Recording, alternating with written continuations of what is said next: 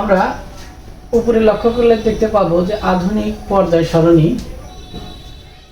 আধুনিক পর্যায় সারণীর জনক হলো দিমিত্রি মেন্ডেলিভ। দিমিত্রি মেন্ডেলিভ ইনি ছিলেন আধুনিক পর্যায় সারণীর জনক। পর্যায় সারণীতে মৌল আছে কয়টি? পর্যায় সারণীতে মৌল আছে 118টি মৌল। এই 18টি মৌলকে আবার গ্রুপ এবং পর্যায়ে বিভক্ত করা হয়েছে। যেমন মৌলের পর্যায়ে আছে হচ্ছে তোমার 7টি, আর মৌলের গ্রুপ আছে হচ্ছে তোমার 18টি। তাহলে এই 118টি মৌলকে আবার দুটি ভাগে ভাগ করেছে, দুটি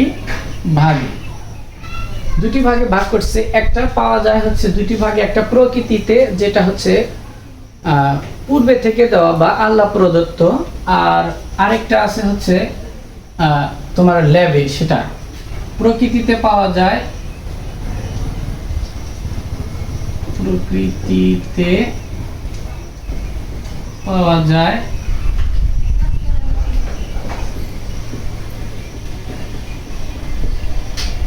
95টি, আর ল্যাবে পাওয়া যায়